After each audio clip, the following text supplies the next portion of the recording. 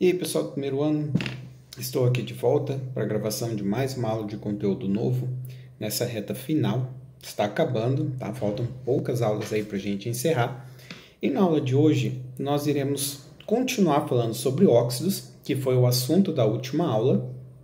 E assim como eu fiz com os ácidos, com os hidróxidos e com os sais, que eu fiz uma aula trazendo os principais compostos aí de cada uma dessas funções, eu vou fazer isso também com os óxidos, só que como os óxidos eles estão presentes em diversos problemas ambientais, principalmente problemas atmosféricos de poluição do ar, nós vamos discutir a respeito disso também na aula de hoje, certo? Então eu vou começar aqui falando sobre os óxidos iônicos, que é bem mais rápido, a explicar aí a aplicação ou onde nós encontramos algum desses óxidos. Lembrando, pessoal, os óxidos iônicos são compostos classificados como iônicos, logo todos eles vão ser sólidos a temperaturas ambiente. Tá? Então, desde que eu passei ligação iônica para vocês, eu estou falando isso, tá? Composto iônico é sempre sólido a temperatura ambiente. E os óxidos iônicos, na maioria das vezes a gente vai encontrar ele em minerais, tá? Em rochas, em pedras. Muitas vezes essas rochas, essas pedras, possuem em sua constituição algum óxido iônico, certo? E aqui eu trago para vocês um dos principais óxidos, que é o óxido de cálcio, o CaO, que vulgarmente a gente chama de cal, aquele pozinho branco, tá? É o óxido de cálcio, o CaO. Pessoal, esse óxido de cálcio ele é utilizado na fabricação de cimento, então é o principal componente dos sacos de cimento, e ele também é utilizado para fazer a correção do pH do solo. Então, como eu já comentei com vocês em aulas anteriores, né? Um agricultor, quando ele vai fazer uma plantação, ele tem que medir o pH do solo, e caso esse solo esteja ácido, ele tem que fazer a correção usando cal, usando óxido de cálcio, certo? Porque se ele plantar em um solo ácido, as plantas não vão se desenvolver muito bem. E uma coisa importante de saber, pessoal, por que essa cal, né? Por que esse óxido de cálcio ele ajuda na correção do pH do solo? Pessoal, o óxido de cálcio, em contato com a água, o solo ele vai ter água, né? Ele vai ter a umidade dele, ele reage formando o hidróxido de cálcio. Tá? Então, cal em contato com água forma o hidróxido de cálcio. É um hidróxido, é uma base, que então reagiria com o ácido do solo, né? Deixando aquele solo neutro, ok? Diminuindo então a acidez do solo, certo? Outro óxido importante, que tem uma importância econômica muito grande, é o óxido de alumínio, que nada mais é, pessoal, do que o principal componente de um minério conhecido como bauxita. Então, talvez você já tenha ouvido falar na tal da bauxita em aulas de geografia. Tá? Bauxita é o minério, é a rocha da qual você extrai o alumínio. Tá? Então, você faz a mineração de uma região rica em bauxita, retira esse minério, muitas vezes ele tem essa cor avermelhada, mas não necessariamente, tá? Existem bauxitas que não necessariamente são avermelhadas. Esse minério, então, é levado para uma indústria siderúrgica que vai transformar esse minério, né, essa rocha, essa pedra bauxita, no metal alumínio. Tá? Digamos aqui, ó, nós temos o óxido de alumínio, ele vai conseguir separar os átomos de alumínio dos átomos de oxigênio, tá? E você vai ter, então, um metal alumínio. O alumínio, então, ele é fabricado a partir desse minério, da bauxita, em um processo que gasta bastante energia, tá? Então, as indústrias de fabricação de alumínio consomem uma quantidade de energia muito grande. Por isso que o alumínio é um elemento que é uma substância que vale muito a pena ser reciclada. Mais que 95%, por exemplo, das latinhas de alumínio no Brasil são recicladas justamente porque a reciclagem do alumínio ele gasta menos energia do que você extrair o alumínio a partir do minério, beleza? Outro exemplo que nós temos aqui, pessoal, é o óxido de ferro 3, que é um dos principais componentes de um minério chamado de hematita.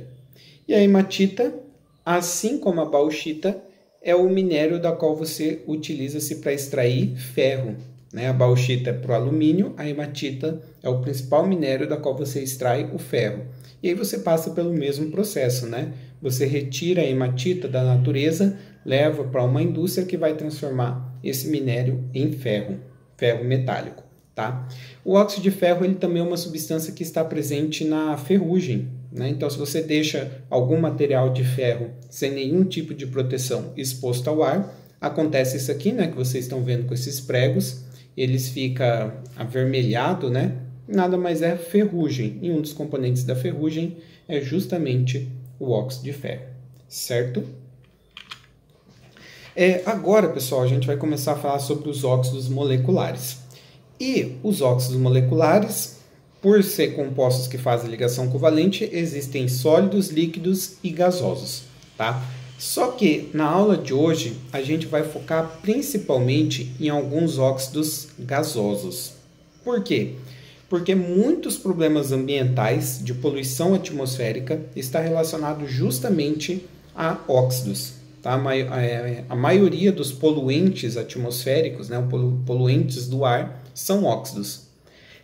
Inclusive eu trouxe aqui, ó, nesse slide a imagem que abriu a nossa última aula sobre óxidos, justamente para mostrar isso, né? Os óxidos estão relacionados à poluição do ar, ok? E vamos começar falando sobre um óxido que eu acho que vocês estudam desde lá do ensino fundamental 1, que é o dióxido de carbono, que nós, lá no fundamental 1, né, a gente chama de gás carbônico, ok? O CO2. Pessoal, na verdade, o gás carbônico ele é uma substância liberada naturalmente por qualquer ser vivo que respira. Então, vocês com certeza estudaram que quando um animal, um vegetal respira, a gente absorve gás oxigênio, né? E a gente expele gás carbônico, CO2, ok? E esse gás carbônico também é utilizado pelos vegetais num processo conhecido como fotossíntese. A fotossíntese, entre aspas, ela é o contrário da respiração, tá? A fotossíntese, ela tira CO2 do ar e ela devolve O2, ela devolve gás oxigênio, ok? Então, o dióxido de carbono é uma substância que está naturalmente presente no ar, tá? É importante que você tenha CO2 no ar para que os vegetais possam fazer fotossíntese e todos os seres vivos, inclusive os próprios vegetais, soltam CO2 no ar por conta do seu processo de respiração, certo? Nesse slide aqui eu falo exatamente sobre isso, né? Ele está naturalmente presente no ar, mas qual que é o problema ambiental relacionado ao CO2, pessoal?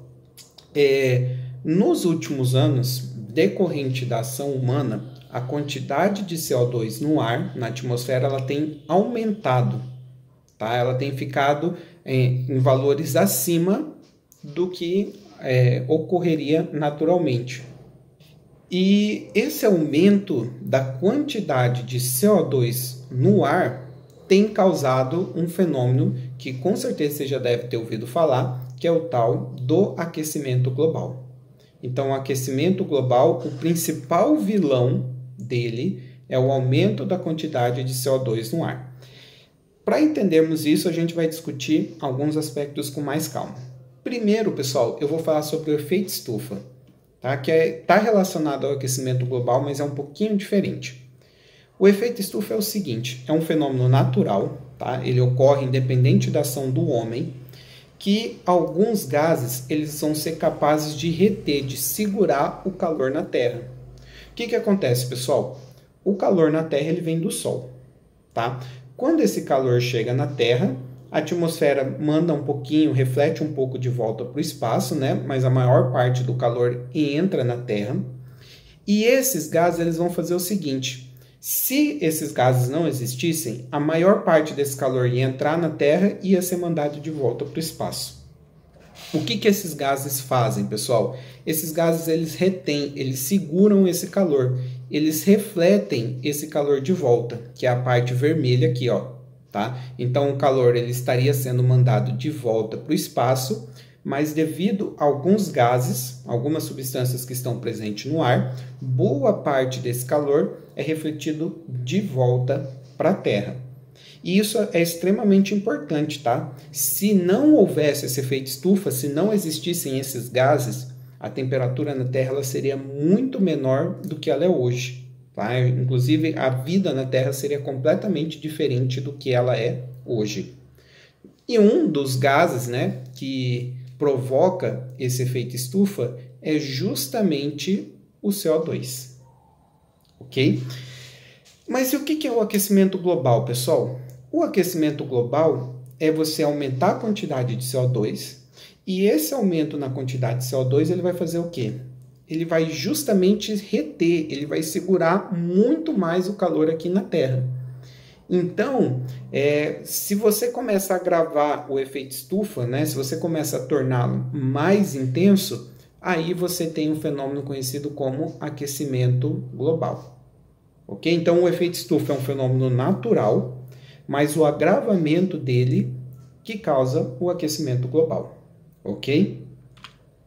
Caso vocês tenham ficado confusos em entender o que é o efeito estufa, isso acontece, pessoal, um fenômeno muito parecido acontece quando você larga um carro no sol. Acho que é uma situação que todo mundo já deve ter passado, né? Se o carro fica no sol, quando você entra nele, vai estar um inferno de quente lá dentro, vai estar um forno. Inclusive, dentro do carro vai estar muito mais quente do que fora. Por quê, pessoal? Os vidros do carro, eles funcionam como se fosse a atmosfera. Eles deixam o calor entrar, só que na hora que o calor vai sair, esses vidros refletem o calor de volta. Eles dificultam a saída do calor. Ou seja, eles vão prendendo o calor dentro do carro e com o passar do tempo, o carro ele vai ficando muito mais quente. Certo? Então, se você larga um carro no sol, depois de um tempo, dentro do carro vai estar mais quente do que fora. Justamente por conta desse efeito de segurar o calor dos vidros. Que é mais ou menos o que a atmosfera faz aqui na Terra. Tá? Ela segura o calor proveniente do Sol aqui dentro, deixando mais quente. E o aquecimento global, ele é justamente um problema decorrente disso, de você reter, de você segurar mais calor aqui na Terra, tornando a Terra mais quente do que deveria ser, certo? E por que está acontecendo isso? Por que a quantidade de CO2 na atmosfera está aumentando? Galera, o CO2, o gás carbônico, ele além de ser produzido pela respiração de seres vivos, que não é o motivo, tá, da quantidade de gás carbônico que está aumentando, ele também é produzido quando você queima substâncias orgânicas. Tá? As substâncias orgânicas pode ser combustível, né, quando você queima gasolina, quando você queima diesel, gás natural, carvão mineral, que é muito utilizado pelas indústrias, e quando ocorre queimada de matéria orgânica, como a queimada de uma floresta. Tá? Então, boa parte daquela fumaça liberada, ela é rica, ela é cheia de gás carbônico. E é exatamente esse o motivo da quantidade de gás carbônico estar aumentando na atmosfera. Tá? O principal motivo é a queima de combustíveis, principalmente os combustíveis fósseis, diesel, gasolina, carvão mineral, tá? Seja pela indústria ou por conta dos automóveis. Inclusive, um dos países, dos maiores poluidores, né, um dos maiores contribuintes para o aquecimento global no mundo é a China, justamente por conta da forte presença da indústria lá na China. Também nos Estados Unidos, que também tem uma forte presença de indústria e também uma grande quantidade de veículos, certo? E o Brasil tem se tornado, nos últimos anos, também um dos maiores contribuintes para o aquecimento global, justamente por conta do desmatamento, né? Por conta das queimadas. Então, o Brasil, devastando áreas de floresta, está liberando uma imensa quantidade de gás carbônico na atmosfera, contribuindo muito para o aquecimento global, mesmo não sendo um país muito industrializado como os outros. Certo? Lembrando que no caso da queimada, além de você estar liberando gás carbônico para o ar, né, você está diminuindo a presença de vegetais, que são justamente coisas que retiram o CO2 da atmosfera. Então, o principal motivo aí do aquecimento global são esses que eu trouxe para vocês. E quais são as consequências, pessoal? Bem, a maior quantidade de CO2 no ar causa aquecimento global. O aquecimento global torna a Terra mais quente e o fato da Terra ficar mais quente, que é um fenômeno que já tem ocorrido e tende-se a agravar com o tempo, é desregular o clima. Um dos fatores é desregular o clima. Desregular o clima envolve fazer tempos de estiagem, tempos de seca durarem mais, as chuvas acontecerem menos vezes e com mais intensidade, as chuvas começam a se tornar mais intensas, mais fortes, provocando alagamentos. Você passa a ter períodos de calor muito intenso, independente da região, você também passa a ter períodos de frio muito intenso. Tá? Então, ele provoca toda uma desregulagem no clima e também tem provocado o derretimento das geleiras que ficam nos polos da Terra. Esses gelos que estão presentes no polo da Terra, ao derreter, né, eles viram água e aumenta o nível do mar. Então, existem países com algumas ilhas e alguns países como a Holanda, né, que fica próximo ao mar, e inclusive a maior parte do país fica abaixo do nível do mar, que tem uma grande preocupação com esse aumento do nível do mar, que vai invadir a área da Terra, né, podendo fazer aí com que algumas regiões sumam, tá? Por conta disso, ok? Agora eu vou falar sobre outros óxidos moleculares, além do dióxido de carbono. Outro óxido, pessoal, é o monóxido de carbono, CO. Tá? Tem um oxigênio a menos, é uma substância diferente. E, pessoal, o CO ele é um gás extremamente tóxico, ok? Ao contrário do CO2. O CO2 ele não é um gás tóxico, tanto que se fosse um gás tóxico, né, muitas pessoas dentro de uma sala, as pessoas iam começar a morrer porque está todo mundo soltando CO2 naquela sala. Tá? O CO2 ele não é tóxico, o CO ele é. Tá? E ele é tóxico a ponto do que? Uma pequena quantidade de CO num ambiente fechado é capaz de matar uma pessoa por asfixia, certo?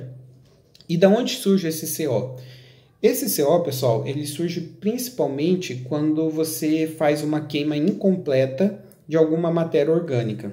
E uma queima incompleta, ela vai acontecer, por exemplo, num ambiente que tenha pouco oxigênio, normalmente um ambiente fechado, né, que não tenha correntes de ar para renovar o oxigênio, ou também quando você queima materiais que não são propícios, que não são adequados para serem queimados. Isso vai liberar CO. Então, quando tem um incêndio no ambiente fechado, um dos principais motivos de que as pessoas morrem em incêndios não é só por morrer queimada, mas muitas pessoas morrem asfixiadas. Isso aconteceu há alguns anos atrás, por exemplo, numa boate no Rio Grande do Sul, que teve um incêndio que matou centenas de pessoas, e a maioria delas morreu asfixiada por ser um ambiente fechado, né, e haver grande liberação de CO. Isso também explica algumas situações que talvez você já tenha visto em filmes. Você não pode, por exemplo, queimar lenha num ambiente fechado, tá? Porque se você está queimando a lenha no ambiente sem ventilação, essa lenha vai começar a liberar CO no ar, e aí, com o passar do tempo, essa quantidade de CO vai aumentando, podendo você morrer asfixiado. Você também não pode deixar um carro ligado no ambiente fechado, dentro de uma garagem fechada, por exemplo, tá? Porque carro, principalmente movido a diesel, né? Caminhão, ônibus, mas carro movido a gasolina também libera grande quantidade de CO. Inclusive, em algumas cidades, isso não acontece aqui em Campo Grande, né? Mas algumas cidades que têm túneis, existe uma placa parecida com essa aqui que eu coloquei. Tá? Em caso de congestionamento, ou seja, se os carros estiver parado dentro desse túnel, recomenda-se que desligue o motor, justamente para diminuir a emissão de CO, de monóxido de carbono, tá? Que poderia aí, matar as pessoas dentro de um túnel que não esteja bem ventilado, certo? Aliás, essa imagem aqui, pessoal, ela é bem interessante, que ela mostra um pouquinho a diferença entre uma queima completa e uma queima incompleta. Normalmente, a queima completa, ela tem uma chama azul, que vocês devem ver principalmente no fogão de casa. Tá? O gás de cozinha sendo queimado no fogão, normalmente é uma queima bastante completa, que é uma queima que libera só gás carbônico. Tá? Agora, quando a queima ela for incompleta, você vai ter como produto gás carbônico, tá? Você também vai ter como produto monóxido de carbono, e uma característica que você percebe que a queima está bastante incompleta é que também libera fuligem, que é carbono puro, aquela fumaça preta. Então, a queima incompleta, normalmente ela tem essa chama amarelada e ela também solta uma fumaça preta. Tá? E essa fumaça preta, então, é a fuligem, tá? É o carbono puro, mas é um sinal de que está sendo liberado no ambiente também monóxido de carbono, que é uma substância tóxica, certo? Agora eu vou comentar com vocês a respeito dos óxidos de enxofre, que normalmente a gente escreve como SOX, porque existem dois óxidos de enxofre, tá? O dióxido de enxofre e o trióxido de enxofre. E aí, como eu vou falar dos dois ao mesmo tempo, a gente chama de SOX, tá? Pessoal, essa substância, ela é a principal causadora da chuva ácida. Por quê? Porque quando você libera esse gás na atmosfera, por exemplo, o SO3, tá? Ele está no ar, ele está na atmosfera. Quando ele entra em contato com a água da chuva, ele acaba formando ácido sulfúrico, que é um ácido forte. Beleza? Então, a presença dessa substância no ar torna a chuva naquele ambiente ácida. Na verdade, a chuva ela já é naturalmente ácida, independente da ação do homem, por conta do gás carbônico. O gás carbônico em contato com a água, ele também forma o ácido carbônico, que é um ácido fraco. Ok? Então, mesmo que você esteja num lugar sem nenhum tipo de poluição, a chuva vai ser levemente ácida. Agora, se você está num lugar extremamente poluído, você tem a formação de um ácido forte, beleza? Então, a chuva naquela região vai ser uma chuva bastante ácida. Bem, e da onde que surge esses óxidos de enxofre? Eles surgem principalmente da queima de combustíveis fósseis. Quando eu falo combustíveis fósseis, é derivados do petróleo, como gasolina e diesel, e o próprio gás de cozinha é um derivado do petróleo, e também carvão mineral, que é muito utilizado para a indústria e em termoelétrica, ok? Não está tão presente no nosso dia a dia, mas é extremamente consumido no mundo aí pela indústria. Esses combustíveis fósseis, pessoal, ele tem uma pequena quantidade de enxofre nele. E esse enxofre, quando queimado, forma os óxidos de enxofre, que causam a chuva ácida, tá? E que também são nocivos à saúde humana.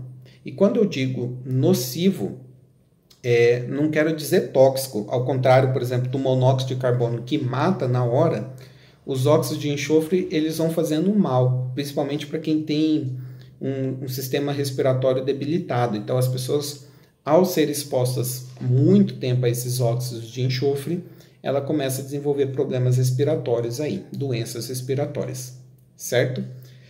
E uma curiosidade a respeito desses óxidos de enxofre, vocês já devem ter visto em posto de gasolina uma placa parecida com essa aqui, ó, falando sobre o diesel S10. Tá? Esse S10, pessoal, ele está justamente medindo a quantidade de enxofre presente no diesel.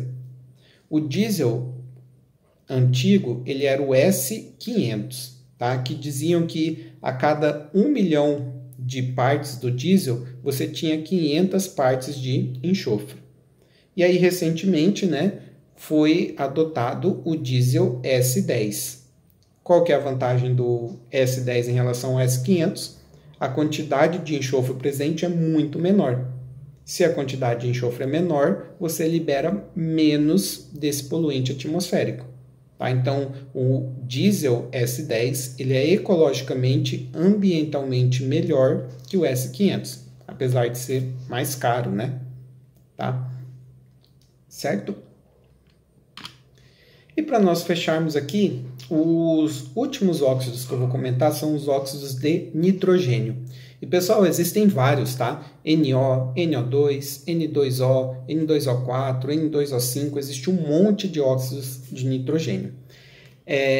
Assim como os de enxofre, eles também são liberados na combustão, só que na verdade os óxidos de nitrogênio, ele é liberado na combustão de qualquer combustível, tá? Qualquer motor que funciona à base de combustão produz esses óxidos de nitrogênio, ok? E eles são os causadores de um fenômeno conhecido como o smog fotoquímico. Tá? É um fenômeno extremamente comum em cidades muito grandes, como São Paulo, como Rio de Janeiro. Aqui em Campo Grande era bem mais raro, mas a gente passou por um processo semelhante esses dias atrás, né? Naquela onda de calor absurda e um longo tempo sem chuva, a gente pôde observar aqui também um pouco desse smog fotoquímico, que é esse aspecto acinzentado, esse aspecto escuro, esfumaçado do ar, ok? Então, em Campo Grande é um pouquinho mais raro, em São Paulo, em praticamente qualquer época do ano que você for lá, você percebe que o céu lá é mais cinza do que aqui, justamente pelo excesso desses óxidos que estão presentes na atmosfera. E pessoal, esses óxidos eles são bem nocivos à saúde humana. Então, quem tem problemas respiratórios costuma sofrer mais em cidades poluídas, porque esses óxidos eles vão fazendo mal com o passar do tempo, com o decorrer do tempo, certo? Então, eles provocam esse smog, essa fumaça aí nas grandes cidades, e eles também são nocivos à nossa saúde. Lembrando que nocivo é diferente de tóxico. Tóxico é aquilo que vai matar, né, em pouco tempo. Nocivo é aquilo que vai fazendo mal com o decorrer, com o passar do tempo. E os óxidos de nitrogênio, eles também têm uma pequena contribuição para a chuva ácida, tá? Quem causa mais a chuva ácida são os óxidos de enxofre, mas os de nitrogênio também têm uma pequena contribuição, certo? Com isso, então, nós fechamos nossa aula de hoje. Até a próxima, pessoal!